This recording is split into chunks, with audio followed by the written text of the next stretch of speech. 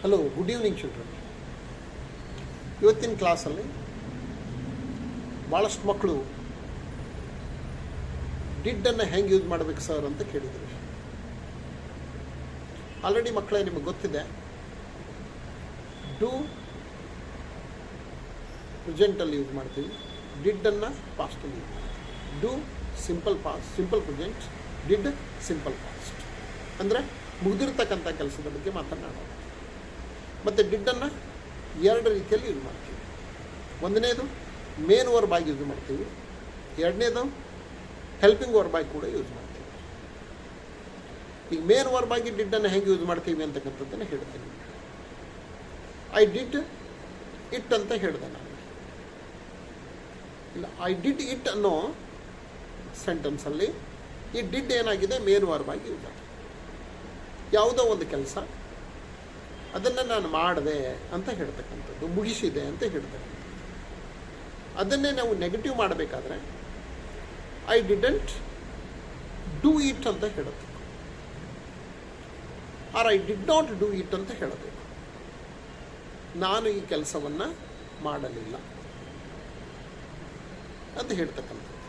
ಮತ್ತು ಇನ್ನೊಂದನ್ನು ನೀವು ಮೈಂಡಲ್ಲಿ ಇಟ್ಕೋರಿ, ಎಲ್ಲಿ ಯಾವ ವಾಕ್ಯದಲ್ಲಿ ಡಿಡ್ ನಾಟ್ ಬರುತ್ತೆ ಅಥವಾ ಡಿಡ್ಡನ್ನು ಇಂಟ್ರೋಗೇಟಿವಲ್ಲಿ ಯೂಸ್ ಮಾಡ್ತೀವಿ ಕ್ವಶನ್ ಮಾಡೋದರಲ್ಲಿ, ಅಲ್ಲಿ ಡಿಡ್ ಒಂದಿಗೆ ಯಾವಾಗಲೂ V1 form of the verb ಬರುತ್ತೆ. ಈ ಉದಾಹರಣೆಗೆ Ravi did not go to market ಅಂತ, my father did not give me money ಅಂತ. ಅದೇ ಕನ್ನಡದಲ್ಲಿ ನಿಮ್ಗೆ ಸಿಂಪಲ್ ಆಗಿರ್ತಕ್ಕಂಥ ಒಂದು ಟ್ರಿಕ್ ಹೇಳ್ತೀನಿ. ಯಾವ ವಾಕ್ಯದಲ್ಲಿ ಕನ್ನಡ ವಾಕ್ಯದಲ್ಲಿ ಲಿಲ್ಲ ಅಂತ ಬರುತ್ತೆ. ಈಗ ರಾಮನು ಮಾರ್ಕೆಟ್ಗೆ ಹೋಗಲಿಲ್ಲ ಅಂತ ಬಂತು, ಲಿಲ್ಲ. ಅಲ್ಲಿ ನಾವು ಡಿಡ್ ನಾಟ್ ಹಾಕ್ಬಿಡೋದು ಅಥವಾ ಡಿಡೆಂಟ್ ಹಾಕ್ಬಿಡೋದು. Rama did not go to market ಅಂತ. My mother did not cook food early in the morning.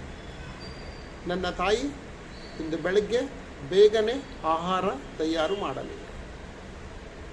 ಅವರು ನಮ್ಮ ಮನೆಗೆ ಬರಲಿಲ್ಲ. They did not come to my home ಅಂತ ಹೇಳ್ತಕ್ಕಂಥದ್ದು. ಅದಕ್ಕೋಸ್ಕರ ಡಿಡ್ಡನ್ನು ಮೇನ್ ವರ್ಬ್ ಆಗಿ ಮತ್ತು ಅದೇ ರೀತಿ ಹೆಲ್ಪಿಂಗ್ ವರ್ಬ್ ಆಗಿ ಕೂಡ ಯೂಸ್ ಮಾಡ್ತಾರೆ. ಆದರೆ ಎಲ್ಲಿ ಡಿಡ್ ಬರುತ್ತೆ, did she went to market ಅಂತಕ್ಕಂಥದ್ದು ರಾಂಗ್ ಆಗುತ್ತೆ. ಅದನ್ನು ನಾವು ಯೂಸ್ ಮಾಡಬಾರ್ದು. ಅದರ ಬದಲಾಗಿ did she go to market ಅಂತ ಕೇಳೋದು.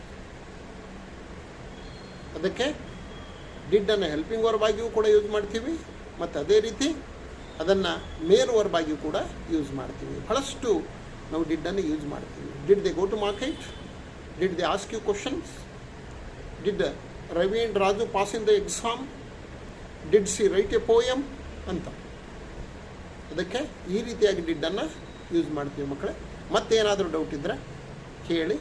ಯಾಕಂದರೆ ಇವತ್ತಿನ ಕ್ಲಾಸಲ್ಲಿ ಭಾಳಷ್ಟು ಮಕ್ಕಳಿಗೆ ಇದು ಕನ್ಫ್ಯೂಸ್ ಆಗ್ತಾ ಇರ್ತಕ್ಕಂತಹ ಕಾರಣಕ್ಕೆ, ಮತ್ತು ಕೆಲವು ಮಕ್ಕಳು sir please explain the use of did in Kannada ಅಂತ ಕೇಳಿರೋ ಕಾರಣಕ್ಕೆ I am going to speak about did, the use of did in Kannada. All the best. Thank you children.